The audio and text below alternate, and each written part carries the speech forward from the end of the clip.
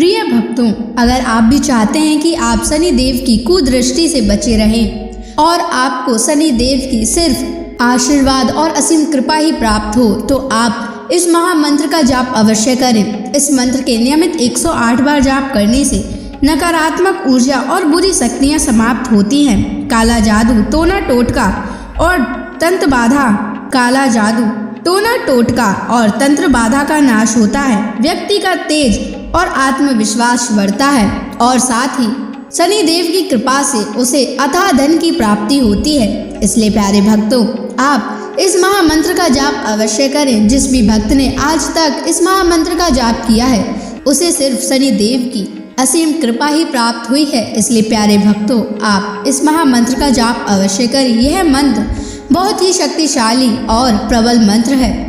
इस मंत्र का प्रभाव तुरंत ही दिखाई देने लगता है और साथ ही आपका जीवन सुखद हो जाएगा।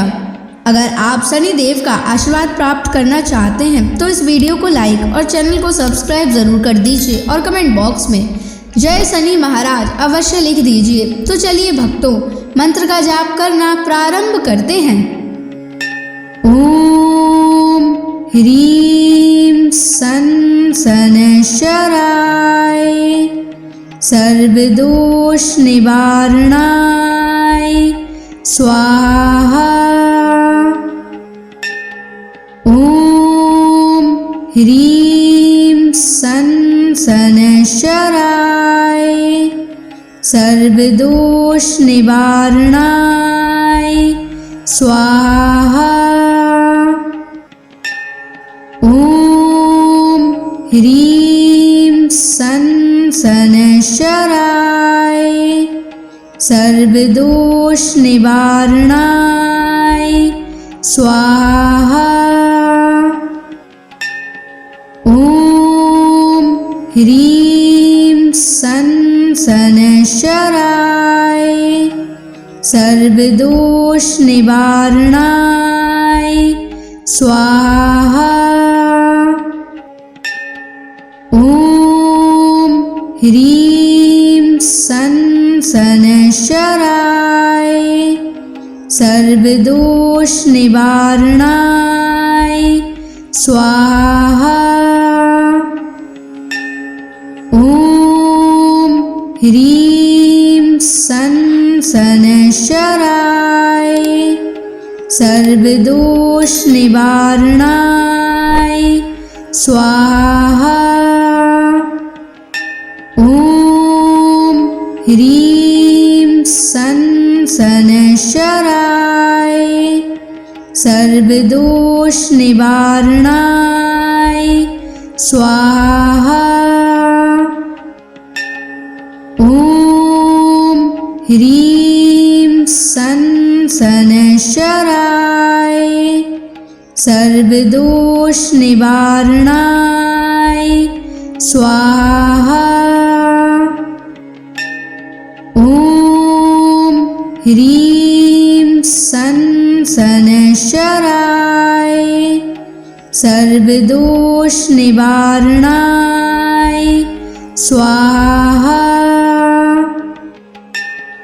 ओम ह्रीं सन शनैश्चराय सर्वदोष निवारणाय स्वाहा। ओम ह्रीं सन शनैश्चराय सर्वदोष निवारणाय स्वाहा।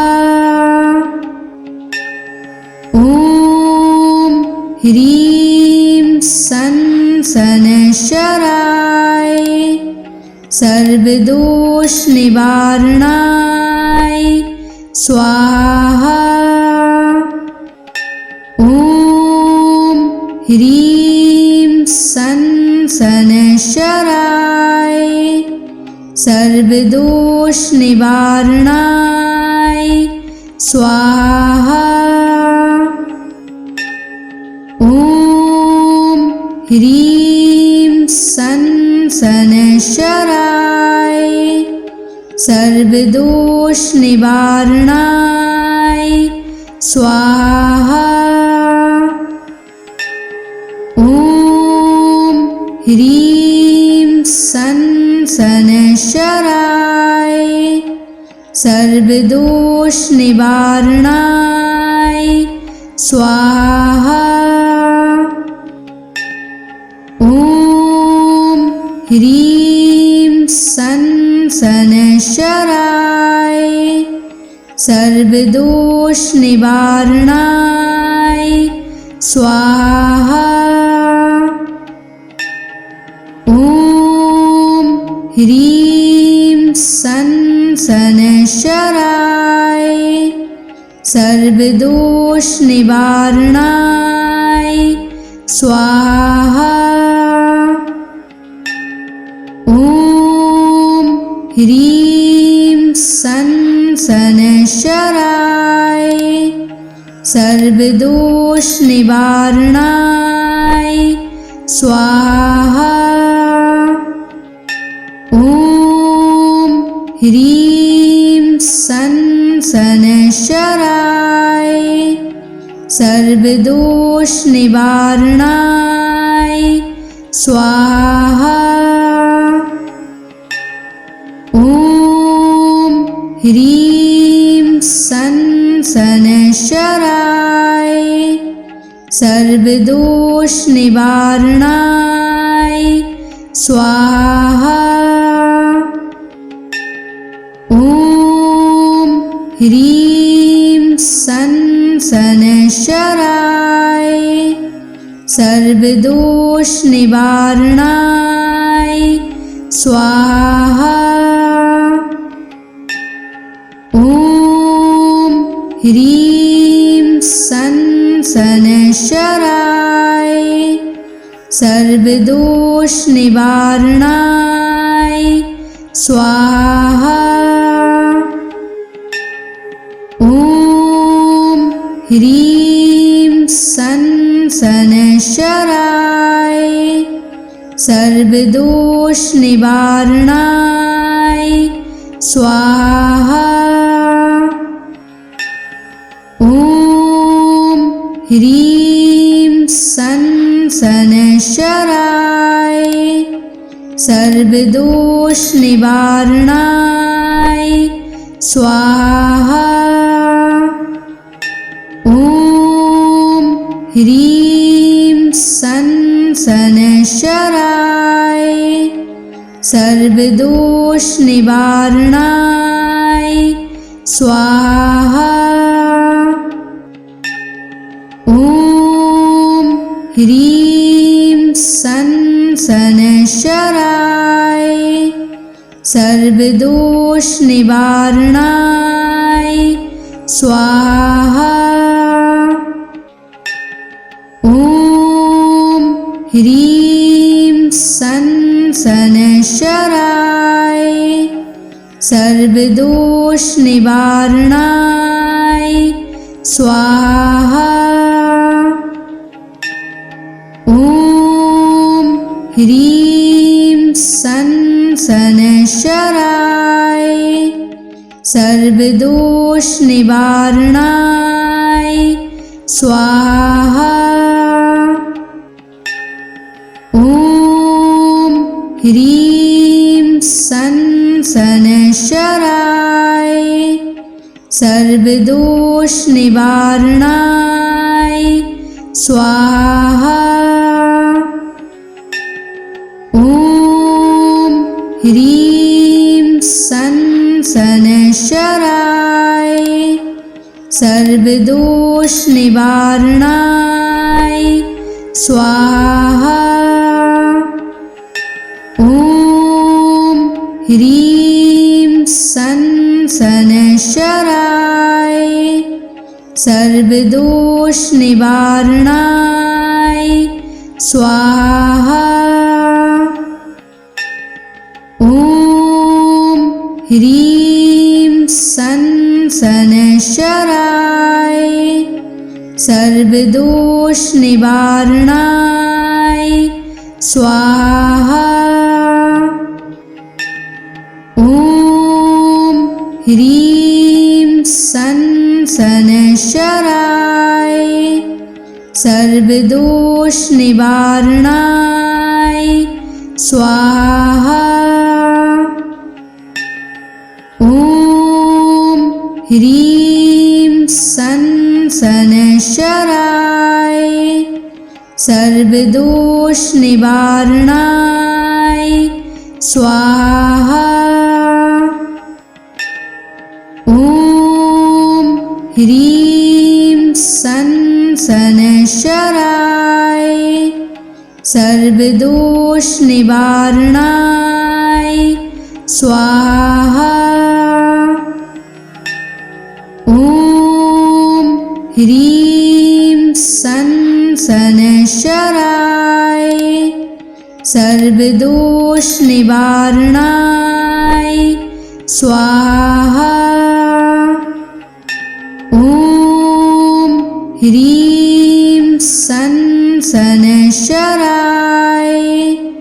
सर्वदोष निवारणाय स्वाहा। ॐ ह्रीं सनशराय सर्वदोष निवारणाय स्वाहा। ॐ ह्रीं सनशराय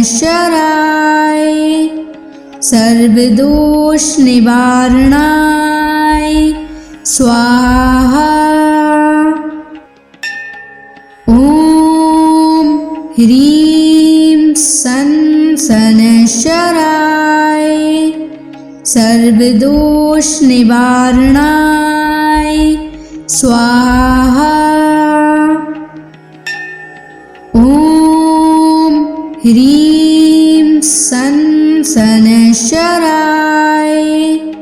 सर्वदोष निवारणाय स्वाहा। ॐ ह्रीं सनशराय सर्वदोष निवारणाय स्वाहा। ॐ ह्रीं सनशराय सर्वदोष निवारणाय स्वाहा। ॐ ह्रीं सनशराय सर्वदोष निवारणाय स्वाहा। ॐ ह्रीं सनशराय सर्वदोष निवारणाय स्वाहा। ॐ ह्रीं सनशराय सर्वदोष निवारणाय स्वाहा। ॐ ह्रीं सनशराय सर्वदोष निवारणाय स्वाहा। ॐ ह्रीं सनशराय सर्वदोष निवारणाय स्वाहा। ॐ ह्रीं सनशराय सर्वदोष निवारणाय स्वाहा। ॐ ह्रीं सनशराय सर्वदोष निवारणाय स्वाहा। ॐ ह्रीं सनशराय सर्वदोष निवारणाय स्वाहा। ह्रीं सन शनैश्चराय सर्वदोष निवारणाय स्वाहा। ॐ ह्रीं सन शनैश्चराय सर्वदोष निवारणाय स्वाहा। ॐ ह्रीं सन शनैश्चराय सर्वदोष निवारणाय स्वाहा। ॐ ह्रीं सन शनैश्चराय सर्वदोष निवारणाय स्वाहा। ॐ ह्रीं सन शनैश्चराय सर्वदोष निवारणाय स्वाहा। ॐ ह्रीं सन शनैश्चराय सर्वदोष निवारणाय स्वाहा। ॐ ह्रीं सन शनैश्चराय सर्वदोष निवारणाय स्वाहा। ॐ ह्रीं सन शनैश्चराय सर्वदोष निवारणाय स्वाहा। ॐ ह्रीं सन शनैश्चराय सर्वदोष निवारणाय स्वाहा। ॐ ह्रीं सन शनैश्चराय सर्वदोष निवारणाय स्वाहा। ॐ ह्रीं सन शनैश्चराय सर्वदोष निवारणाय स्वाहा। ॐ ह्रीं सन शनैश्चराय सर्वदोष निवारणाय स्वाहा। ॐ ह्रीं सन शनैश्चराय सर्वदोष निवारणाय स्वाहा। ॐ ह्रीं सन शनैश्चराय सर्वदोष निवारणाय स्वाहा। ॐ ह्रीं सन शनैश्चराय सर्वदोष निवारणाय स्वाहा। ॐ ह्रीं सन शनैश्चराय सर्वदोष निवारणाय स्वाहा। ॐ ह्रीं सन शनैश्चराय सर्वदोष निवारणाय स्वाहा।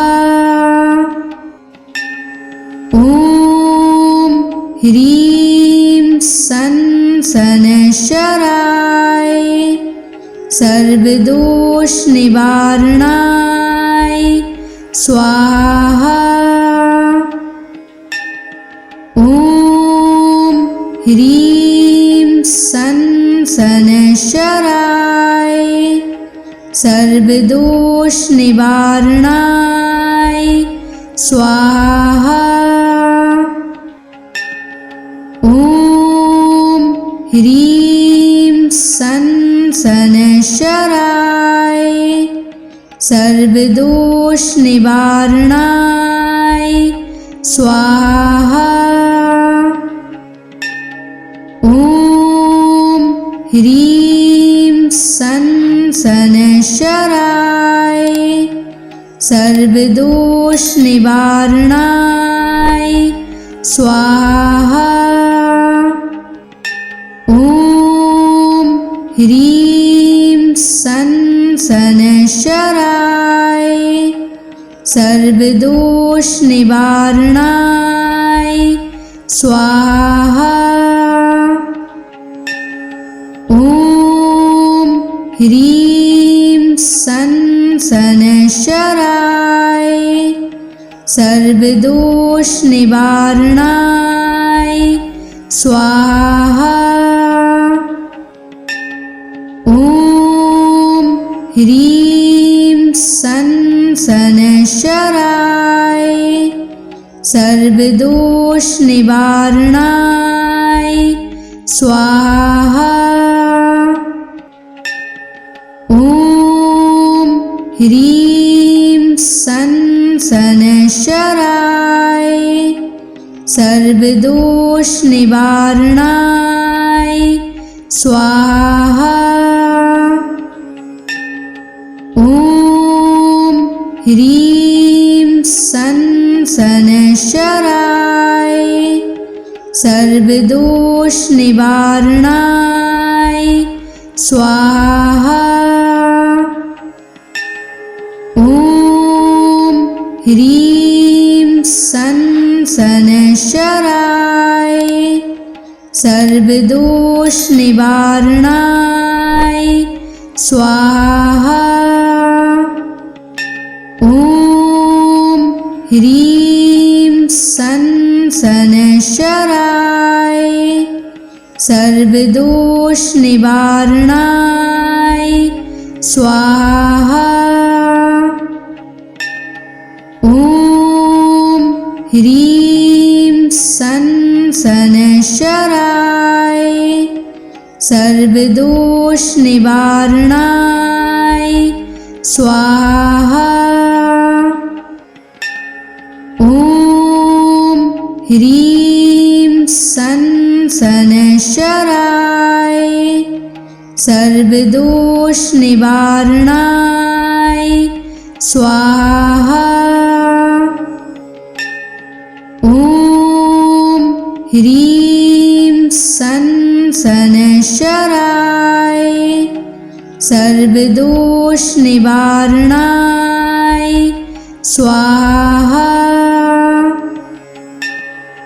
ॐ ह्रीं सन् शनैश्चराय सर्वदोषनिवारणाय स्वाहा। ॐ ह्रीं सन् शनैश्चराय सर्वदोषनिवारणाय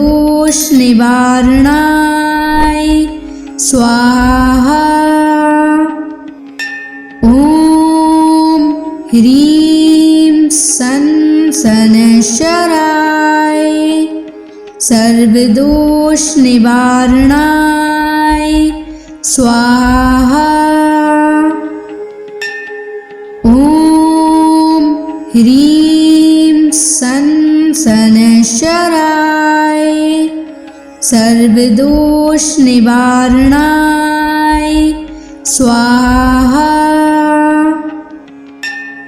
ॐ ह्रीं सन् शनैश्चराय सर्वदोषनिवारणाय स्वाहा।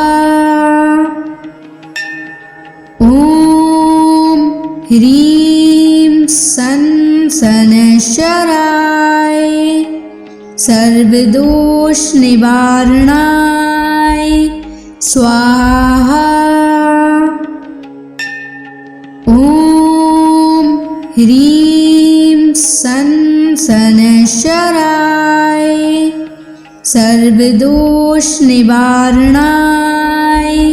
स्वाहा।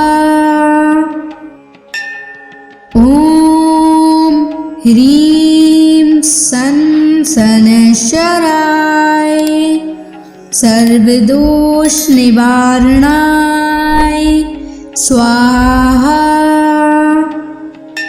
ॐ ह्रीं सं शनैश्चराय सर्वदोष निवारणाय स्वाहा। ॐ ह्रीं सं शनैश्चराय सर्वदोष निवारणाय स्वाहा। ॐ ह्रीं सं शनैश्चराय सर्वदोष निवारणाय स्वाहा। ॐ ह्रीं सं शनैश्चराय सर्वदोष निवारणाय स्वाहा। ॐ ह्रीं सं शनैश्चराय सर्वदोष निवारणाय स्वाहा। ॐ ह्रीं सं शनैश्चराय सर्वदोष निवारणाय स्वाहा। ॐ ह्रीं सं शनैश्चराय सर्वदोष निवारणाय स्वाहा। ॐ ह्रीं सं शनैश्चराय सर्वदोष निवारणाय स्वाहा। ॐ ह्रीं सं शनैश्चराय सर्वदोष निवारणाय स्वाहा। ॐ ह्रीं सं शनैश्चराय सर्वदोष निवारणाय स्वाहा। ॐ ह्रीं सं शनैश्चराय सर्वदोष निवारणाय स्वाहा। ॐ ह्रीं सं शनैश्चराय